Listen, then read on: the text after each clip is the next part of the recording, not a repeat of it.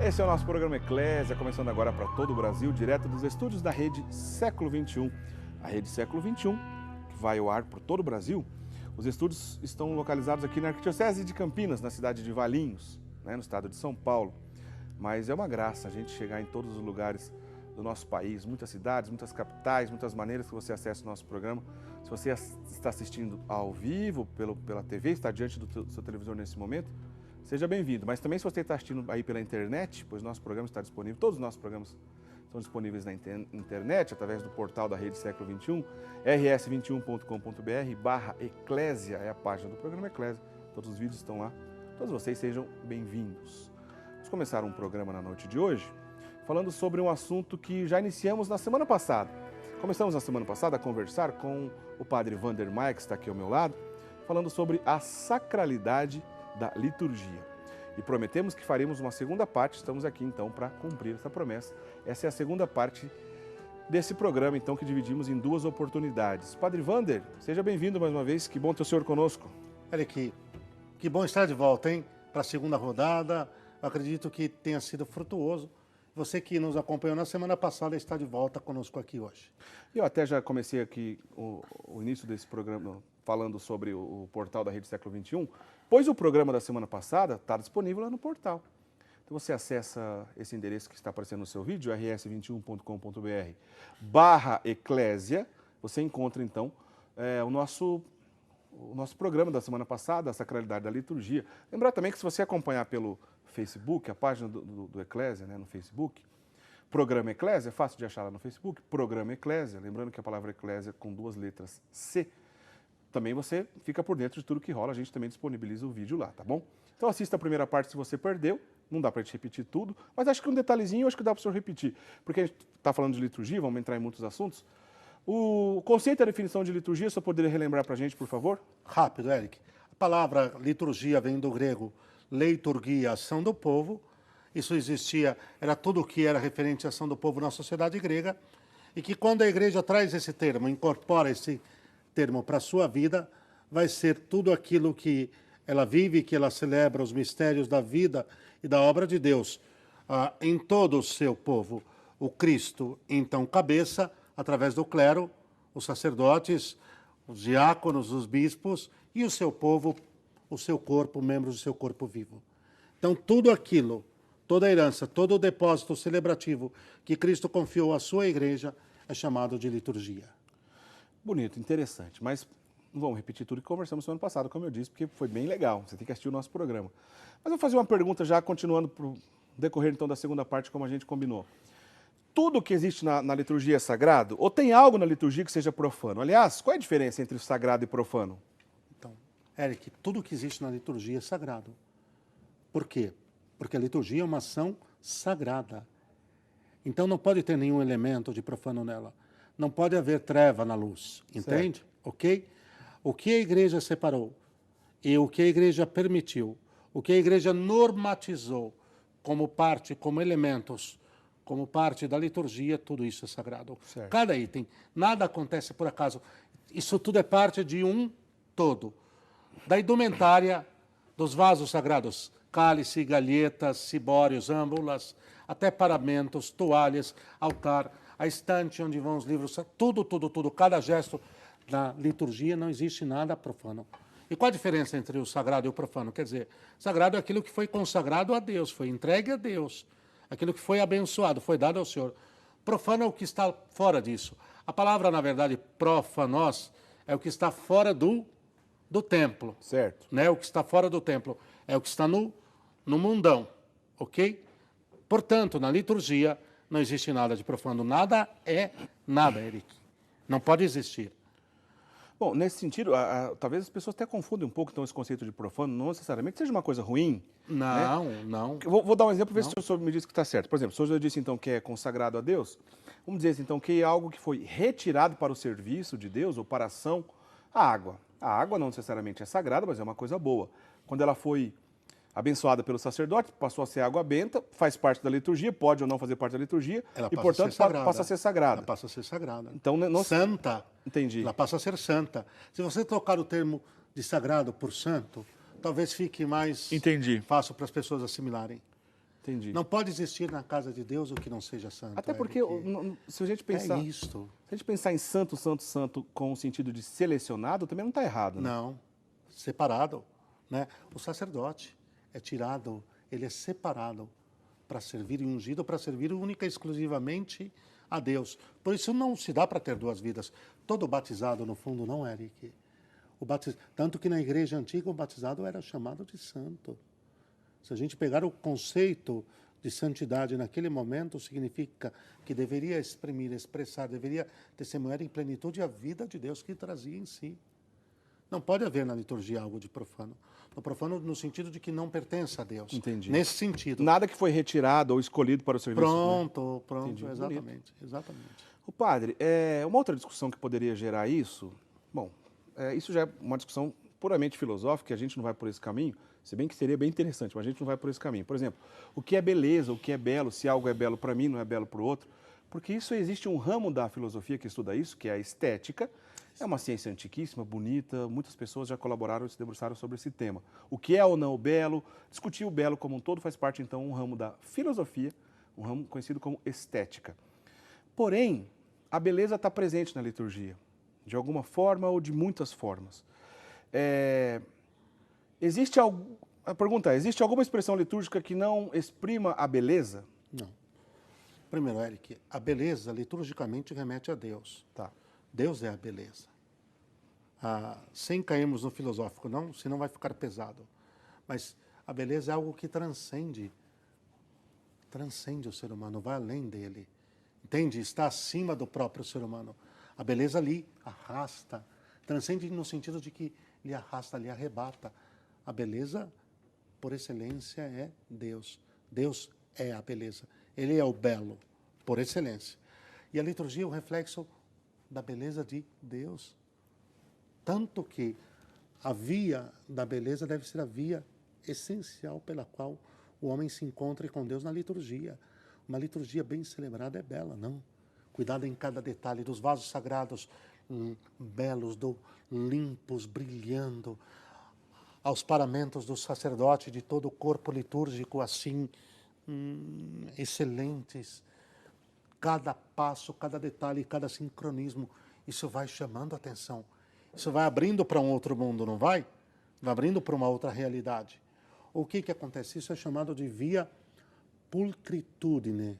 Via pulcritudine. Que significa? O caminho da beleza. Caminho da beleza. O caminho da beleza, por excelência. Uma liturgia largada, desconvida. A pessoa desfoca, Eric. Pode ter certeza disso. Tanto que, vamos dar um exemplo prático. Pois não. As liturgias pontificais, as liturgias em São Pedro, pode ver que se tem um esmero, um cuidado em cada detalhe, que elas são muito próximas àquilo que, para não ser preciosista, mas aquilo que se chama de impecáveis. Elas devem ser impecáveis, de fato, trazer todo o esplendor como um reflexo de Deus. E há uma beleza própria. E quem define isso? A tradição, a sabedoria e a tradição da Igreja. É a Igreja que vai, na sua bimilenar sabedoria, discernir aquilo que cabe ou não cabe. E aí a beleza está aqui. Aí a beleza está aqui, Eric. Entendi. Pegou? Bonito essa explicação, gostei. Na semana passada a gente até passou por esse assunto, que eu quero trazer aqui de novo. A Igreja tem todos os detalhes de como ela recomenda, os seus documentos oficiais, que são muitos, para que não aconteça nenhum erro, nenhum abuso. Por exemplo, a Igreja vai até orientar de que tipo de material deve ser composto, por exemplo, o Sagrado Cálice, e assim por diante. E aí talvez justifique essa questão que o senhor está falando da beleza, e dessa relação mística da beleza também, que eu achei bonito, porque tantos santos e tantos sacerdotes piedosos acabam tendo, em muitos casos, um voto de pobreza real, não tem nada de riqueza em nenhum outro aspecto da sua vida. Então lá tem um único sapato, um único chinelo para a vida toda, uma roupa suada que saiu do altar, e no altar revestido com o tecido mais nobre que existe, ou no caso ali dos sagrados vasos, com o tipo de material mais nobre que existe, no caso ouro, etc. É essa a relação? É essa a relação, o melhor para Deus. A relação é o melhor para Deus. Para Deus sempre se deve dar o melhor. Olha, que eu estive em Ars, eu celebrei no altar de São João Maria Vianney, que não está mais lá em cima, está na cripta. Que é o São João Maria Vianney, o padroeiro dos sacerdotes. O padroeiro dos sacerdotes, o pároco de Ars. Certo. esse santo sacerdote comia batatas mofadas. Mas se você ver, ainda há um museu em Ars, está lá. Os paramentos que ele utilizava eram esplendor. Por quê? Porque deveriam refletir a grandeza, a santidade, a glória daquilo que estava se celebrando. Deus. Deus, para Deus o melhor. O que você deve dar para Deus? Né? E aqui que o cuidado está. Muitas vezes, eu volto a dizer, falei isso no último programa, na semana passada. Certo. Foi como eu terminei. Onde está o teu tesouro, aí estará o teu coração. Que fique muito claro isso. Então, quando o sacerdote, quando a igreja manda, e o sacerdote cuida bem, investe o melhor dos recursos na liturgia, o melhor dos recursos em toda a indumentária, em todo o acervo, em todo o aparato, isso tem um nome. Sabe como se chama? Eric? Como? Fé. Bonito. Fé. Ele crê. Se ele não cresce, não faria isso. Eu acho que a gente vai dedicar uma parte da nossa conversa nesse programa, Padre Wander, que eu já vou entrar nesse assunto já no primeiro bloco, para que a gente tenha mais tempo. Se existe ou não algum tipo de crise litúrgica que a igreja está vivendo, se essa crise é real, desde quando começou, que tipo de crise é essa, etc. Agora, já que a gente começou ao inverso, falando da beleza, acaba se reduzindo muito em alguns casos, e acaba tirando, não, mas não precisa exatamente isso, porque esse tecido também é bom, mas não necessariamente ele reflete toda essa beleza na qual eu estava dizendo. Se isso é ou não, se está relacionado com essa crise, e quem mede isso? Quem diz isso? Quem é a autoridade para dizer isso, que, olha, esse caminho não está dando certo, vamos por esse, enfim. Comece a entrar nesse assunto para a gente, por favor. Excelente sua pergunta. Primeiro, Eric, veja, a liturgia, principalmente a liturgia romana, ela é marcada por dois dados. E um deles é a sobriedade. É que se dizer isso, hein? O belo pode ser esplendoroso, mas não é arregalado, não é berrante, não pode ser berrante. Certo. Se for berrante, esvazia o mistério, ok? Mas vamos colocar aqui. Primeiro, se há toda uma normativa de como devem se cuidar dos elementos que compõem a liturgia, dentre os quais os vasos sagrados, os paramentos, a norma já está dada, é preciso que haja também um mínimo de bom senso. Certo. Concorda? É preciso que haja um mínimo de bom senso. Então, se percebe que não se está buscando cumprir em nada aquilo que já está normatizado, tem alguma coisa que já não está no seu lugar. Segundo, compete, aqui deveria ser, hein? É que não acontece, mas a autoridade constituída local zelar para que isso acontecesse. Os bispos diocesanos deveriam se inteirar de como está nas paróquias, certo, a situação da indumentária litúrgica, como o culto sagrado vem sendo celebrado, como as liturgias vêm sendo cuidadas. Quem que é o guardião da liturgia nas suas respectivas dioceses? Eric, o primeiro, meu querido. Engasguei aqui com uma vocal no final. Quem que é? É o senhor bispo. certo, Meu querido. Os bispos é que devem cuidar. Deixa eu me... né? Quer dizer, se tem alguma coisa que está sendo descurada, está sendo... Agora, há uma crise? Aí já engata a pergunta. Não há dúvida. E quem é que determina se está acontecendo ou não? Quem é que determina? A realidade mostra. A gente não é o que dizemos que cria a realidade. A realidade está aí. Senão a gente vai cair naquela trampa, como dizem os espanhóis, dos marxistas, que você fala algo e algo quer dizer, a partir daquele algo que você falou é que a coisa... Não, a realidade se dá por si mesma, Eric. A própria realidade demonstra se existe amor ou não. Vou dar um exemplo muito claro. Quem é que disse se você está em crise ou não? Se a sua esposa está em crise ou não com a sua esposa? É a maneira como um trata o outro. Não precisa ninguém mais dizer isso. Como é que o sacerdote está tratando o altar? Não precisa de uma declaração de crise. Como é que o sacerdote está tratando os vasos sagrados? Como é que o sacerdote está tratando a Santa Missa? Como é que o sacerdote está tratando o Santíssimo Corpo e Sangue de Cristo? Isso aí já não é suficiente para evidenciar se há uma fé sólida ou não ali? Existe um adágio antigo que dizia assim, Eric: diga-me como rezas, e eu te digo no que crês. Diga-me como rezas, Eric, e eu te digo no que crês. A tal fé corresponde tal missa. A tal missa corresponde tal fé. Acabou. O senhor acabou de afirmar, então, que existe sim uma crise e a gente está no meio dela. É uma crise de fé. É bom, a gente vai... É uma crise de fé. Certo. Posso? Pois não. É uma crise de fé na presença real de Jesus no Santíssimo Sacramento. Não é que a pessoa assuma que não crê que Jesus está ali. Não há uma definição. Não, Eric. É um pouco pior. Vai se dando isso na conduta, no relaxo, no descaso, no fazer de qualquer maneira. Não é nem como maldade, mas é como crise pessoal, como falta de convicção. Falta convicção, falta foco, Eric. E aí fatalmente se cai nisso. E como é que você percebe isso? Olhe para a realidade. Você entra numa igreja onde tudo está limpo, está cuidado, está florido, as toalhas estão impecáveis, os castiçais, as velas, está tudo impecável. E você entra numa outra igreja que está uma bagunça. Sinceramente, em qual das duas, sem emitir juízo antecipado nenhum, você acreditaria que a fé está numa situação melhor? É uma coisa clara, óbvio, né? Agora, o senhor disse isso porque está bem claro que essa crise ou na liturgia não necessariamente fica só no campo de vista das ações litúrgicas, mas vai muito além disso. Muito além. Começar da fé. Vai no campo da fé, Eric, da maneira como se vive. Olha, existe um jornalista norte-americano chamado George Weigel. George Weigel. Ele é um grande estudioso, um católico, um neoconvertido, quer dizer, não tão neo assim, mas talvez o maior especialista sobre João Paulo II hoje. Certo. Sobre São João Paulo II.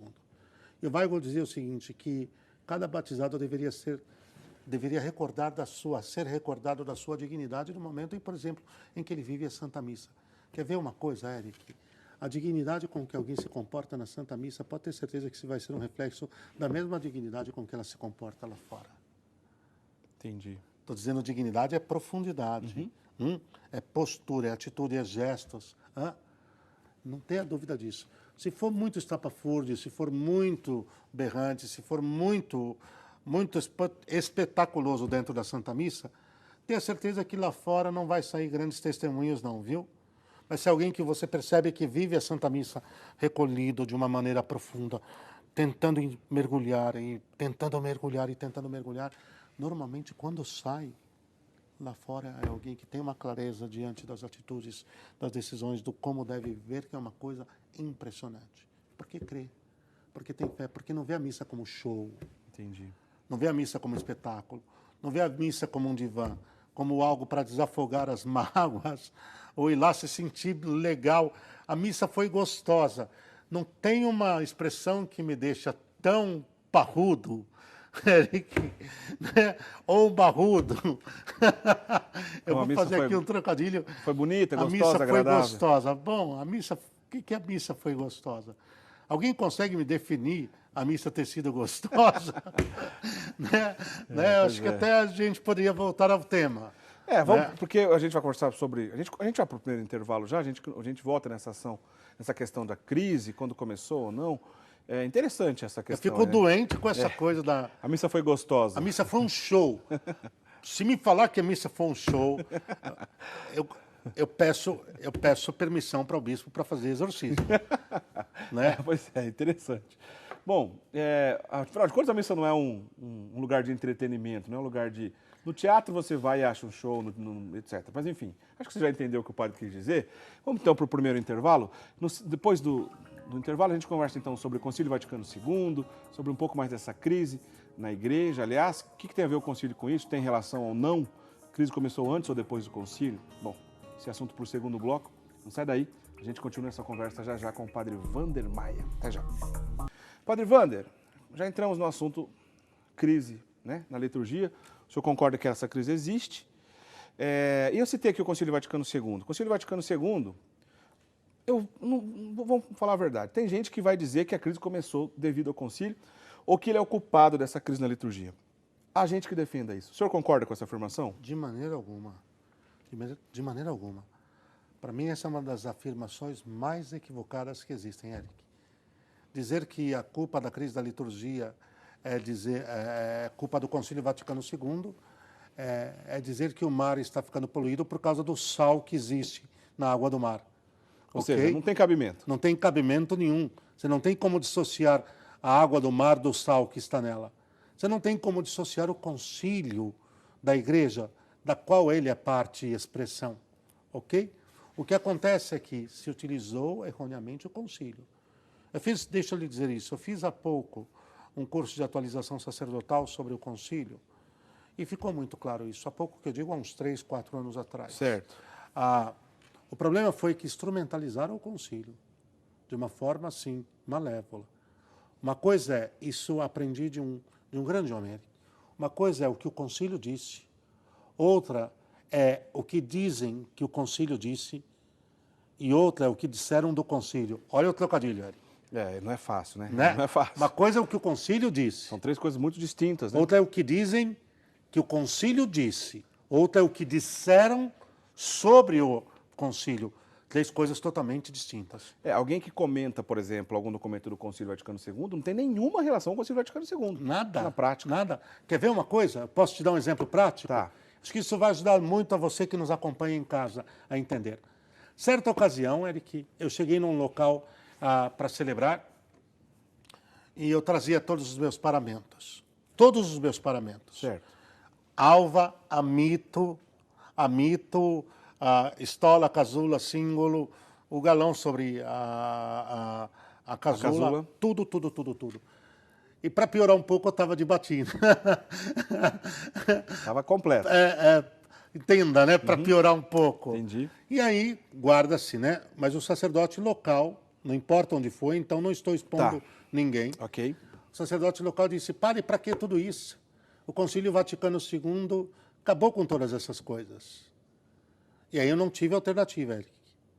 Eu tive de olhar e dizer para ele, padre, vamos fazer o seguinte, pega o Concílio Vaticano II, o senhor deve estar falando da Sacrosanctum Concilium, pega lá, vamos sentar e vamos ver juntos onde que ele determinou que tudo isso não deveria existir mais. Agora, o senhor não vai me mostrar, porque não tem. Daquilo que o senhor estava dizendo, o que dizem do concílio, o que dizem que o concílio disse. O que pensam que ele disse, né? O que dizem que o concílio disse. Entendi. Então o concílio virou bala na agulha. Entendi. Tem de expressão bala na agulha, meu querido, você que está em casa? O concílio virou biombo, Eric, para se esconder atrás, esconder os próprios erros atrás. O concílio disse coisa nenhuma. O problema é que o concílio não disse. Eric, eu tenho certeza, e isso é demonstrável, hein? Que 99% das pessoas que colocam o Concílio Vaticano II na boca para explicar a tentativa de demolição da igreja, esse querer demolir a tradição da igreja, nunca leram o Concílio Vaticano II, não leram. Eu tenho dados que provam isso. Só um detalhe. Um dia eu estava conversando com um grupo de sacerdotes falando sobre o celibato. E eu comecei a fazer afirmações sobre o celibato, a grandeza, a santidade, a beleza, a riqueza, a fonte de vida sobrenatural que é o celibato. E aí eles foram ficando assim, e já eu falei, vocês estão achando que é o Concílio de Trento, né? E não era. Não, é o Concílio Vaticano II. Na Presbyterorum Ordinis, o documento que tratou da vida e o ministério, né, dos presbíteros. Não, de maneira nenhuma. Aí é que está a furada. O Concílio Vaticano II não é culpado, não.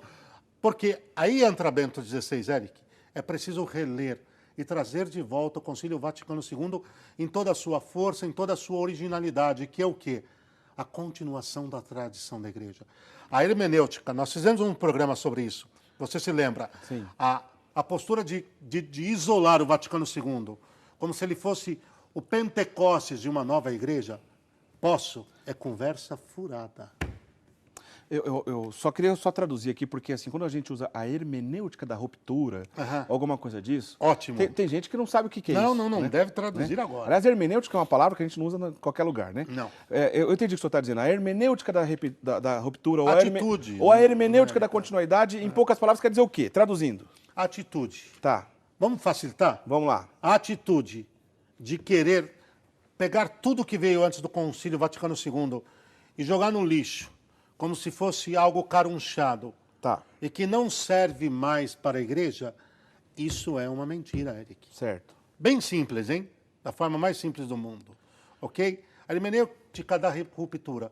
O querer pegar tudo que veio antes e dizer, isso aí passou, isso aí é velho, isso aí é carunchado. Põe isso no lixo. Isso não existe, não é real. Isso não existe. Entendi. Isso não existe. O Vaticano II continua uma história de 2000 anos, ele não começa. Isso está muito claro. Aliás, na oração de João 23, convocando o concílio e invocando o Espírito Santo, deixa isso muito claro. Então, Eric, vamos salvaguardar. O concílio foi belo, o concílio foi santo, o concílio precisa ser trazido de volta como aquilo que ele foi. Ele não maculou nada da fé, nem da maneira como a igreja celebra ou reza. Nem da fé, nem da igreja, nem da maneira como a igreja celebra e reza. Interessante, né? Se o assunto do programa é liturgia, e não é exagero a gente pensar que muitas pessoas pensam isso, né? Basta dar um passeio na internet, você vai ver que muitas pessoas pensam isso. É que o concílio é muito atacado, né? Sim, muito, né? É De muito diversas atacado. formas. e É, tudo muito mais. atacado. Mas a gente começou essa conversa porque antes disso o senhor afirmou, e eu também concordo com isso, que existe Que é uma crise da uma liturgia. crise. Mas também a gente pode afirmar que a culpa não é do concílio nem da reforma litúrgica da década de 60, porque também não é a mesma coisa, né? De maneira nenhuma. Mas eu gostei do que o senhor disse. Agora, a gente ouve uma outra expressão para dizer isso. Que o senhor falou, o senhor já citou aí Bento XVI, é preciso retornar aquilo que é verdade do concílio, em poucas palavras. E aí eu queria que o senhor explicasse para a gente o que significa isso e se Bento XVI tem algo a ver com isso mesmo, que é quando a gente usa aquela expressão, como é que é? Reforma da reforma. A reforma da reforma. É assim que usa, né? É, A reforma essa é a da expressão. reforma litúrgica. O que é isso? Eric, no fundo, Bento XVI foi o profeta de um tempo. Bento XVI foi um luminário. Bento XVI foi, olha, não só por ter ficado às costas, no sentido positivo de São João Paulo II e ter sido realmente um alicerce para ele, como ter preparado todo o pontificado de Francisco. Muito do que Francisco está fazendo, é possível graças ao que preparou Bento XVI, hein? Certo. Em matéria de legislação e tudo isso. Ora, o que Bento XVI entendia quando ele falava a reforma da reforma? Ele entendia que se perdeu um pouco o eixo daquilo que era a essência da nossa fé, o coração da nossa fé, que era a liturgia. Se perdeu a liturgia, acima de tudo. Se perdeu, e o seu espírito, um pouco o eixo. E que, a partir de algumas experiências equivocadas que se fizeram depois do Concílio Vaticano II, se foi diluindo. A verdade da fé expressa na liturgia foi ficando menos evidente, Eric. E que era preciso ser retomado isso. Dar um corte e parar ali com essa sangria, com essa distorção, com toda essa distorção, com todo esse esvaziamento, o excesso de criatividade, a manipulação da liturgia, o tirar e colocar o tempo inteiro, o fazer da liturgia uma espécie de um show business. Um business. Olha, isso acontece, Eric. Quer dizer, mais ou menos seguindo a lei do mercado, né? O que agrada e o que não agrada. Né? O que está na moda? O que está na moda?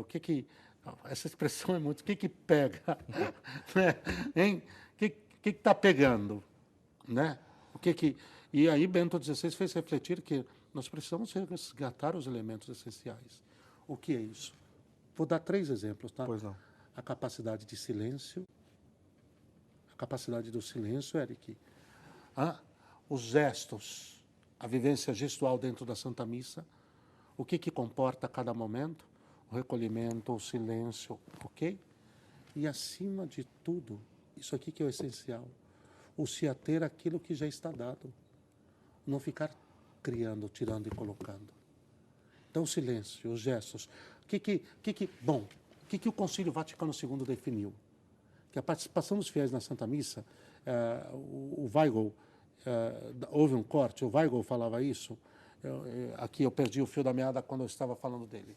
O George Weigl, o vaticanista. Certo, é verdade. Né? Eu estava ali, o Weigl falava exatamente sobre isso, que quando ele voltou à paróquia dele de origem, em Maryland, nos Estados Unidos, ele viu uma paróquia orante, onde todos cantavam quando era para cantar, era que todos faziam silêncio profundo, no momento do silêncio profundo, uma postura, uma dignidade, Uma coisa impressionante. Posso dar uma expressão? Claro. Um senso do sagrado bem apurado? Um senso do sagrado bem apurado, excelente. Que ele ficou comovido. Ele não voltava à terra natal dele e à paróquia, e ele ficou boquiaberto. Ele falou, lindo, lindo, um povo que ora, um povo que sabe celebrar, que não fica inventando, entende? Que não fica atrás dos modismos. E era sobre isso, sobre o gestual, o silêncio. O gestual, Eric, o gestual. E a capacidade de ser fiel àquilo que já está prescrito. De não ser autônomo. A autonomia, concorda que é uma tentação, Eric? Entendi. Que foi desde os nossos pais no paraíso, desde Adão e Eva. Que é a prima do orgulho? Ela é a prima, ela é a madrinha, né? Ela financia e daí vai, né? Entendi. Né? E acho que é muito nessa perspectiva realmente. E precisamos fazer a reforma da reforma, voltar. Quer dizer, a reforma da reforma litúrgica não é, se eu entendi bem, um ato que, de governo, por exemplo, de Bento XVI, começou atenção, a partir de agora começou a reforma da reforma litúrgica. Não. Até porque, como já dissemos em outra oportunidade, não há canetada que define o que é certo na liturgia ou tendência, se é que eu posso dizer assim, tendência na liturgia não cai tão bem. Mas, enfim, que diz o que... Né, uma canetada que desenvolve a liturgia. Isso, pronto. Né, Eric? Isso. Que desenvolve a liturgia. Então não existe um dia que falou assim, pronto, esse dia começou a reforma da reforma. Não, isso não é possível identificar. Não, entendi. O que ele está dizendo é que precisamos voltar às raízes. Precisamos voltar O que Bento XVI pediu, Eric, o que é a reforma da reforma? É voltar ao espírito da liturgia. Como ela deve ser vivida? Em atitude adorativa, de uma maneira profunda e intensa. Concílio Vaticano II, o Sacrosanto Concílio. Consciente. O que está acontecendo aqui? Ativa. Ativa não é pulando, não é dar gesto externo. Ativa é de coração e de mente. Eu me uno a cada rito, a cada momento. E frutuosa. Eu sou capaz de, oferecendo a minha vida, colher o que há de mais belo, de mais santo, o que ali acontece, e trazer isso para a minha vida. Colher e trazer isso para a minha vida. Não é outra coisa, Eric. Desse jeito soa simples, né? Soa simples, né? Se bem que importante. Olha, a gente vai para o intervalo e eu queria que o senhor comentasse duas coisas. Primeiro, se no terceiro bloco, uma coisa direta, papuf. Quando a gente vê aberrações, exageros gigantescos na liturgia, todo mundo percebe que é um erro. Mas e coisas menores? Para que o senhor consiga nos exemplificar, por exemplo, como essa crise se dá na prática, né? Em detalhes pequenos, assim, olha, isso, por exemplo, soa como crise das coisas pequenas. Queria que o senhor exemplificasse isso. E a outra pergunta que eu farei para o senhor e se do outro lado, uma pessoa zelosa, piedosa, mas com muita vontade de acertar, é possível acontecer o contrário? Um excesso de zelo também levar ao erro? O senhor responde para a gente daqui a pouquinho, por favor, Padre Wander? Ok. Não sai daí. Já a gente volta para o último bloco do programa Eclésia com o Padre Wander Maia. A gente volta já. Duas questões deixei no bloco anterior. Vou para a primeira, né? Exemplos práticos, né? Estou falando de crise na liturgia. E eu penso assim, que se um grande exagero, uma coisa muito gritante, o telespectador já deve ter imaginado algo nesse sentido, entende, ali é um abuso, um erro na liturgia, enfim, uma série de coisas. Agora, os pormenores, né, para justificar que, infelizmente, a igreja vive uma crise litúrgica. O senhor conseguiria nos dar alguns exemplos nesse sentido? Claro, Eric. Bom, pormenores, vamos começar pelos mais simples. Tá. Né? Quer um exemplo simples de tudo, Eric? Esse aqui vai ser um pouquinho mais... Você sabe que está proibido celebrar sem casula, só de estola? Isso vale para todos os dias ou só para o domingo? Todos os dias.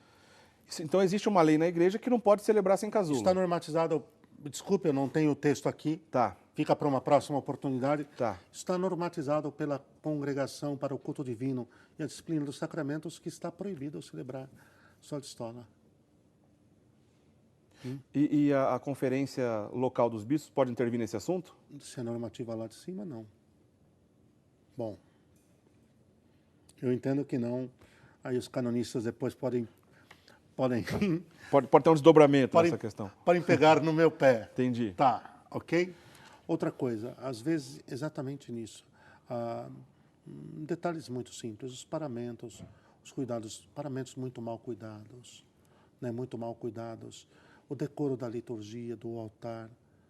às vezes você percebe que bastante largadinho, Eric. Música. Música, aí é trágico, aí é tragédia. Música por quê? Primeiro, se a gente falar de uma realidade de Brasil, estamos no Brasil, né, Eric? Certo. Nós não temos educação musical nenhuma. Qual a educação musical que tem o brasileiro? Me permita desdobrar isso? Entendi. O funk, as próximas gerações agora, Eric, de qualquer maneira, você pega, vou dar um exemplo muito prático. Você pega os Estados Unidos, o norte-americano, desde a escola, desde criança, desde a pré-escola, eles aprendem música. Então, muita gente chega um momento da sua vida lá que toca instrumentos, que tem educação vocal, música. Certo. Parece que não isso influencia. Nós não temos tradição musical nenhuma. E é uma coisa deplorável. Música. Entenda bem o que o padre está dizendo. É claro que, né, não é que a gente tem muita musicalidade no meio dos nossos brasileiros, mas ele está dizendo de uma forma categórica, de um estudo, que a gente desde criança aprende, por exemplo, ter contato com o instrumento, ler partitura, tudo mais. É nesse sentido que você está dizendo, né? Nós não temos formação. Sim. Nós não temos formação. O brasileiro é muito criativo, ele tem, se diz que tem a ginga no sangue, mas a Santa Missa não é para ter ginga no sangue. Entendi. A Santa Missa é para, então, música e tantos outros. A arquitetura tem a ver alguma coisa com essa crise? Quer um detalhe, Eric? Você vê entrando muito isso mesmo? Bueno, já que eu comecei agora, os terminais de televisão espalhados dentro de algumas igrejas. Quebra totalmente essa sacralidade. Porque o foco é o altar. Como é que você está dentro de uma igreja e está acompanhando pelos telões? E olha, diga-se, não estou fazendo menção ao Santuário de Aparecida. Certo. Porque lá tem até algumas áreas que você não consegue visualizar direito o presbitério. Entendi. Né? Até para aliviar aqui, não achar que eu estou... Você não está diminuindo uma razão realmente prática. Ou de uma necessidade real, é isso que você está dizendo? Exatamente isso. A retirada dos genuflexórios, Eric. Sinais de crise você está pedindo. Entendi. Tem verdadeiras paróquias, enormes paróquias, paróquias inteiras, um número significativo, onde já não existe mais... O que é o genuflexório? É o local onde a pessoa se ajoelha, não? Ali no banco, né? Onde ele põe os seus joelhos. São cadeiras, algumas até estofadadas, coisa de anfiteatro, não coisa de um local de adoração e de oração. Que os bancos tenham um mínimo de dignidade, que ofereçam alguma... Mas dá para ter, Eric. A retirada dos genuflexórios, a água benta. Você procura e não acha os reservatórios de água benta. O tabernáculo, a lamparina vermelha que indica a presença do Santíssimo Sacramento. Você sabe que há locais que substituíram isso por alguma coisa que você não sabe o que é.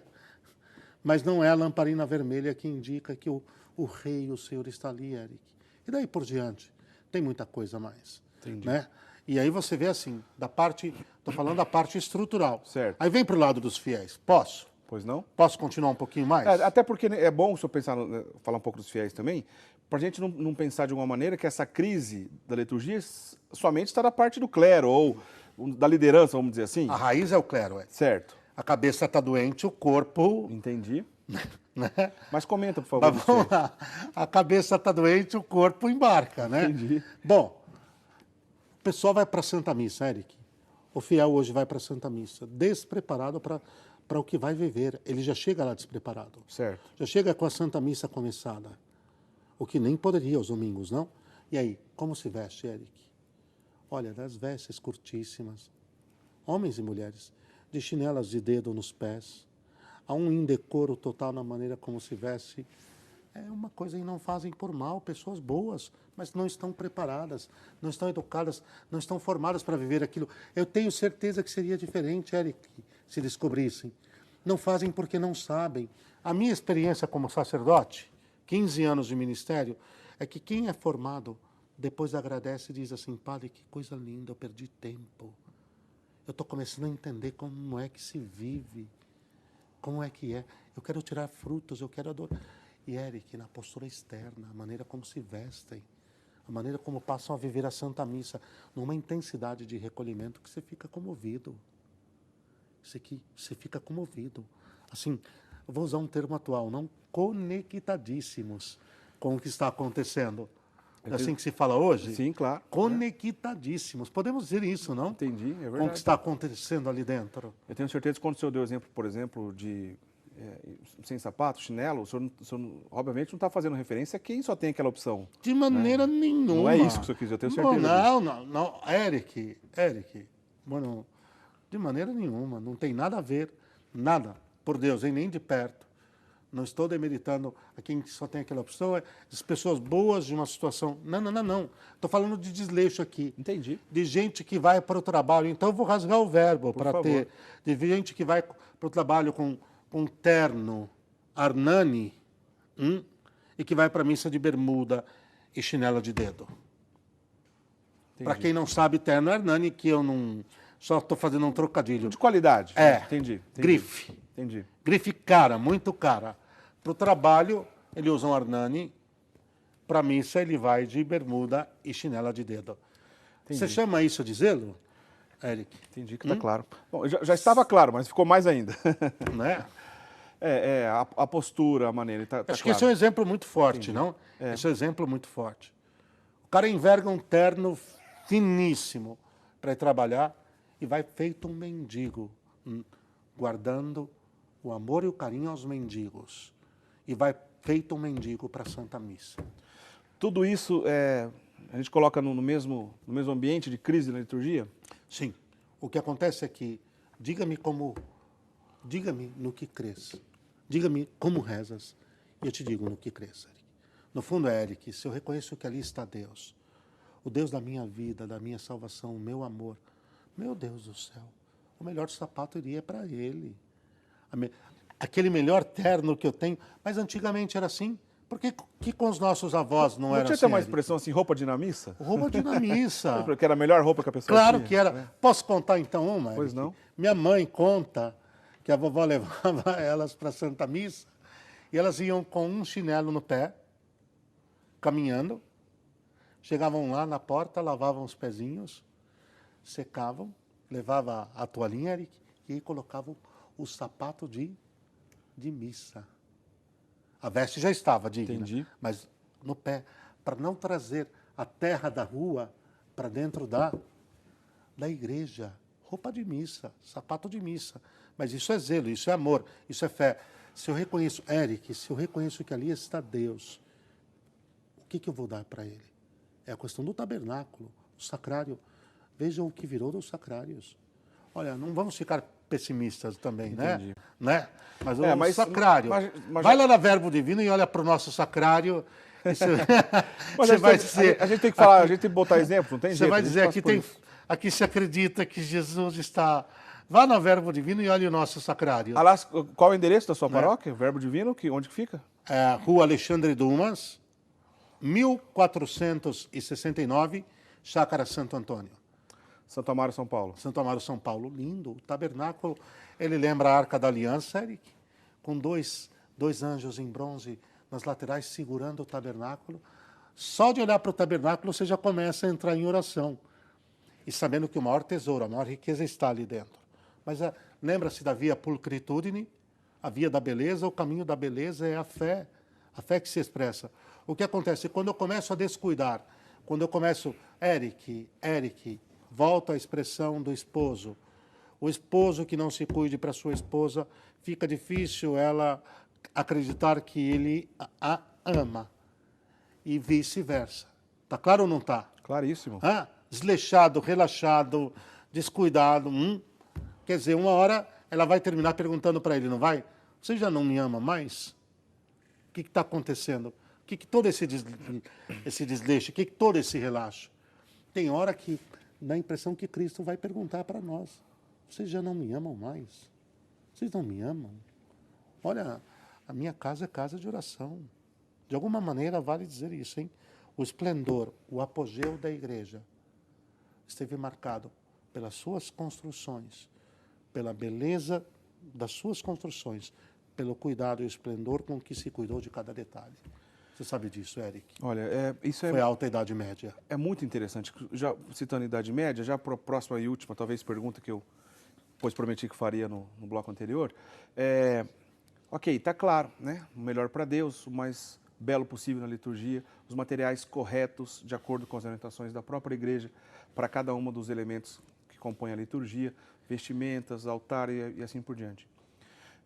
As pessoas que, de alguma maneira, talvez vivam essa crise e nem percebam, e de tudo que o senhor já explicou até aqui, acabam olhando em algumas situações e podem dizer, olha, mas isso aí era coisa da Idade Média, lá era assim. Para dar um exemplo, capa magna, né, que é aquela capa, põe, por favor, aí, Bruno, uma foto de uma capa magna, que geralmente os bispos usam, né, bispos e cardeais usam capa magna, você está vendo aí na imagem.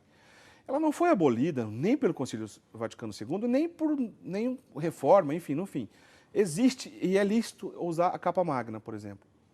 Alguém vai dizer, olha, mas isso é coisa do passado, isso é coisa da Idade Média e tudo mais. E a pergunta que eu farei para o senhor, então, é o outro lado da moeda. Uma pessoa zelosa, uma pessoa que entende bem toda essa dificuldade, essa crise, uma pessoa que já nasceu numa geração, porque isso a gente está vendo muito comum, nasceu numa geração que já está vivendo talvez um tempo um pouco menos difícil, vamos pensar assim, que desde sempre, ou desde a sua formação no seminário, já pensa ou busca viver isso de maneira correta, diferente, etc. E esse excesso de zelo, por outro lado, não pode também levar a um erro? Existe essa possibilidade, Existe. o outro lado da moeda? Então, existe, Eric, a possibilidade em que sentido? O amor nunca vai errar, mas em que sentido? Em exacerbar, em polarizar excessivamente em alguns elementos que fazem parte, mas que eles são o que? Vetores. Eles apontam para o que é essencial. Eles são placas que indicam. Então, o cuidado com alguns desses elementos, por exemplo, o cuidado com os paramentos é vital, mas eles devem acontecer, esses cuidados devem acontecer, porque são para o Rei, para o Senhor, para o amado das nossas almas, para Deus. Então, o problema é quando os paramentos forem sendo colocados acima de Deus. Ok? Quando eles irem levando uma espécie de vaidade pessoal também. Quando eles forem se tornando instrumentos, o quê? De envaidecimento. Quando o foco começar a sair. Aqui eu vou dizer uma coisa, então, que se você quiser, você me ajuda a traduzir. Não tem nada a ver, mas tem tudo a ver, tá? Não tem nada a ver e tem tudo a ver. Tá. Aristóteles dizia assim, quando não se domina o conteúdo, se polariza nas formas. Já está traduzido, está claríssimo. Acabou? Gostei dessa lembrança aí. Gostei. Eric, Algum problema com a capa magna? Algum problema? Nenhum. Contanto que aquele que utiliza a capa magna saiba que ele é o servo e não o Senhor. Não é? É isso que é essencial, Eric. O sacerdote precisa ter claro. Aqui é isso que é preciso ensinar nos seminários, então. Tá? Como virtude, o espírito de serviço, a humildade e o autoescondimento. Quando você via São João Maria Vianney paramentado, o esplendor era tão grande, mas interessante que a única coisa que você não conseguia ver ali era ele. Você só conseguia enxergar Cristo. Porque era muita humildade, porque era muita virtude, porque era muita santidade. É claro. Agora, aqui tem toda a diferença. O que existia no externo correspondia ao que ele trazia dentro do coração. A coisa vai ser um caminho perigoso, tortuoso, e é sobre isso a sua pergunta. É quando o que há no coração não corresponde ao que há externamente. Jesus alertou isso. E alertou isso claramente aos fariseus, não? Alertou isso claramente. Cuidem. Cuidem porque, senão depois... Olha, eu trabalhei na formação. Eu vou dizer isso aqui, hein? Eu trabalhei na formação. E um dia eu fiz uma correção pontual, muito pontual, a um seminarista. Muito pontual a um seminarista, Eric. E qual foi essa correção pontual? Estava muito animado com os paramentos, mas não estava nada animado em buscar. Também não sabemos o que é. Não estava nada animado em buscar a virtude do espírito de serviço, a humildade, o autoescondimento, o estar em Deus de fato mergulhado. Vem cá, amigo, o que está acontecendo? Acho que basta, não basta? Opa, claríssima Basta, mensagem. Né? Basta. Padre Wander, infelizmente a gente não tem mais tempo, né? A gente está encerrando esse programa. Eu pedi para o senhor, por gentileza, nos dar a bênção para encerrar. Eu agradeço o convite, Eric, dentro do possível. Espero que nos encontremos em outras jornadas espirituais de formação. O bem que faz o programa Eclésia, hein? O bem que faz, formativamente. E que não deixem de lado, não, essa jornada que é essencial. Nós precisamos formar bem o nosso povo para que viva bem a sua fé. Abençoe-vos, Deus eterno e todo-poderoso, Pai, Filho e Espírito Santo. Amém. Muito obrigado, Padre Wander. Até a próxima, até breve, se Deus quiser.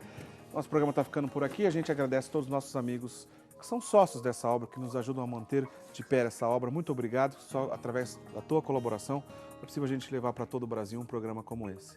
Na semana que vem a gente continua com o nosso programa Eclésia, com mais algum assunto relacionado à doutrina da Igreja. Uma boa semana para todos. Até lá. Tchau, tchau.